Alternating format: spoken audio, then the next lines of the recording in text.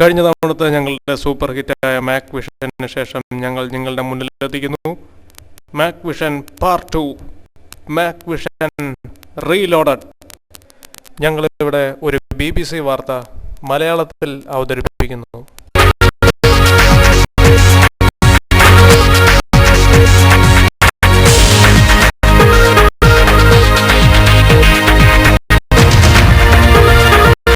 This is BBC World, putting news first.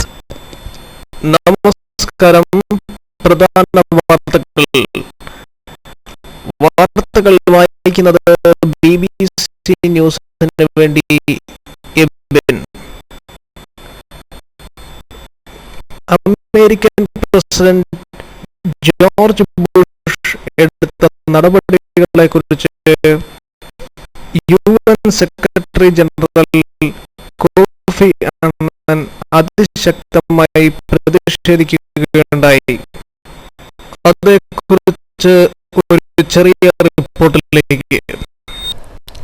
സത്യം പറഞ്ഞാൽ ബുഷിന്റെ വീട്ടിൽ ഞാനൊരു കാപ്പി കുടിക്കാൻ വേണ്ടിയാണ് പോയത്. അപ്പം അവിടെ ചെന്നപ്പോൾ തന്നെ ബുഷ് എന്നോട് പറഞ്ഞു, താൻ കാപ്പി കുടിക്കണ്ട, താനൊരു ചായ കുടിച്ചാൽ മതി എന്ന് പറഞ്ഞു. സത്യത്തിൽ എനിക്ക് ആദ്യമേ തന്നെ ഒരു ഇൻസൾട്ട് ആയിട്ടാണ് തോന്നിയത്. അത് കഴിഞ്ഞ് കുറച്ച് നേരം കഴിഞ്ഞപ്പോൾ തന്നെ ബുഷ് കുറച്ച് ചായപ്പൊടിയൊക്കെ ആയിട്ട് കൊണ്ടുവന്നിട്ട് മേശപ്പുറത്ത് വെച്ചിട്ട് പറഞ്ഞു, തന്നെ കൊണ്ടാക്കി കുടിച്ചാൽ എന്ന് പറഞ്ഞു. എനിക്കത് വീണ്ടും ഒരു ഇൻസൾട്ടായിട്ട് തോന്നി. അപ്പം ഞാൻ ഉടനെ പുള്ളിയെ ഒന്ന് ചെറുതായിട്ട് കൊഞ്ഞനം കുത്തി കാണിച്ചു. അപ്പം പുള്ളിക്ക് അത് ഇഷ്ടപ്പെട്ടില്ലെന്ന് തോന്നുന്നു. അതുകൊണ്ട് പുള്ളി എന്നോട് പറഞ്ഞു, താനൊരാളാണെങ്കിൽ എന്നോട് പൂജ്യം പെട്ട് കളിക്ക് വരാൻ പറഞ്ഞു. അപ്പം ഞാൻ പറഞ്ഞു, പൂജ്യം പെട്ട് കളിക്കാൻ എന്നെ കൊണ്ട് പറ്റത്തില്ല. കാരണം നമ്മൾ പണ്ട് തൊട്ട് കളിക്കുന്നത് പന്നിവരത്തും ഈച്ചും പന്നിവരത്തും ഒക്കെ കളിക്കാറാണെങ്കിൽ എന്നോട് വരാൻ പറഞ്ഞു. പിന്നെ പുള്ളി സാറ്റ് കളിയുടെ കാര്യം പറഞ്ഞു. പിന്നെ സാറ്റ് കളിക്ക് പിന്നെ ഞാൻ പിന്നെ പോയില്ല. കാരണം നമ്മൾ പിന്നെ തോറ്റിട്ട് പിന്നെ നാണക്കേടാകണ്ടല്ലോ എന്ന് കരുതി നേരത്തെ തന്നെ ചൊല്ലിട്ടു.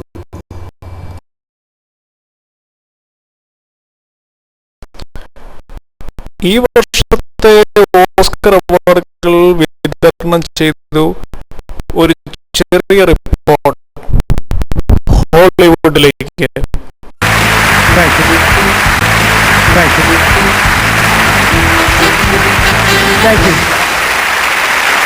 Hello.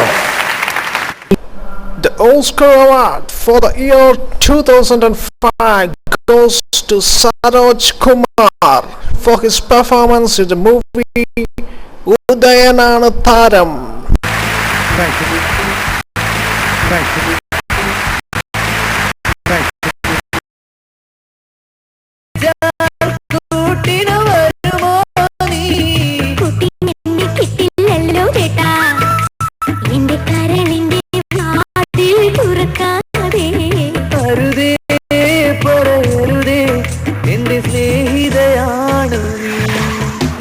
ജെയിംസ് ബോണ്ട് ചിത്രങ്ങൾ അന്യഭാഷകളിലേക്ക് വിവർത്തനത്തിന് ഒരുങ്ങുന്നു. ഒരു ചെറിയ റിപ്പോർട്ടിലേക്ക്.